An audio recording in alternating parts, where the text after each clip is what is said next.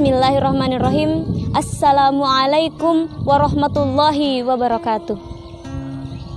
Innal hamdalillah nahmaduhu wa nasta'inuhu wa nastaghfir wa na'udzu billahi min syururi anfusina wa min sayyiati a'malina may yahdihillahu fala mudhillalah wa may yudlil fala hadiyalah. Asyhadu an la ilaha illallah wa asyhadu anna Muhammadan abduhu wa rasuluh, amma ba'd. Puji syukur senantiasa kita panjatkan kehadirat Allah Subhanahu wa Ta'ala, oleh karena limpahan rahmat, nikmat dan karunia-Nya sehingga kita dapat bertatap melalui layar ini.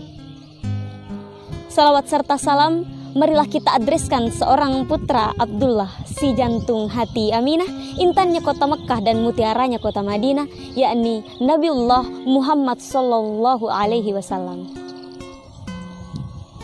Para pemirsa rahimakumullah, dalam kurun waktu beberapa menit ke depan, saya Sri Nur Astriastuti akan mengajak pemirsa sekalian mengupas secara singkat eksistensi aman. Apa itu aman? Yang saya maksud dengan aman di sini adalah singkatan dari anak muda anti nafsa. Mari kita jabarkan. Yang pertama huruf A, anak. Anak sangat pantas kita sebut sebagai generasi penerus. Usia anak menurut undang-undang adalah di bawah 18 tahun, termasuk yang masih berada di dalam kandungan. Yang kedua M, muda. Usia muda adalah usia produktif, di mana kita akan melakukan segala hal, di mana semangat berkobar, semangat yang tidak dimiliki oleh orang lain selain anak muda itu sendiri. Yang ketiga anti. Anti ini bukan nama orang yang saya maksud ya, karena saya dari jurusan pendidikan bahasa Indonesia, maka saya berkaca dari Kamus Besar Bahasa Indonesia. Anti artinya menolak, melawan, menentang, memusuhi. Apa yang dimusuhi? Nanti kita lihat di huruf berikutnya. Huruf terakhir yaitu N, nafsa. Nah ini dia, terfokus kepada nafsa. Nafsa merupakan singkatan dari narkotika, psikotropika, dan zat adiktif lainnya. Secara umum, nafsa adalah zat kimia yang jika dimasukkan ke dalam tubuh dapat mempengaruhi psikologis dan kesehatan pengonsumsinya, serta dapat mengakibatkan ketergantungan. Namun ternyata yang perlu kita ketahui bahwa nafsa atau yang nama kerennya narkoba ini menjatuhkan sasaran utamanya kepada kita, generasi muda. Mengapa demikian? Gambaran sederhananya seperti ini. Jikalau kita ingin menebang atau merobohkan sebuah pohon, entah itu subur ataupun layu, maka yang perlu kita hadapi terlebih dahulu adalah bagian akarnya. Cukup mudah, potong bagian akarnya, rusak bagian akarnya, racuni bagian akarnya. Seperti itulah prinsip kerja penjajah zaman sekarang. Untuk meruntuhkan negaranya, hancurkan generasi mudanya. Ini merupakan ancaman besar bagi kita sebagai anak muda. Menyikapi hal tersebut, disinilah perlu kita pertahankan eksistensi anak muda anti nafsa. Dengan cara apa? Hal utama yang perlu kita ketahui adalah siapa sebenarnya si anak muda ini.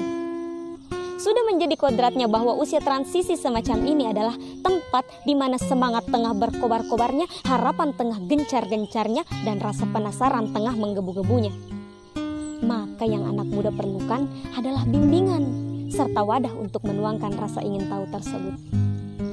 Pemirsa sekalian rahimakumullah, dalam ilmu kesehatan dikenal istilah fenomena gunung es. Apa kaitannya antara narkoba dengan gunung es?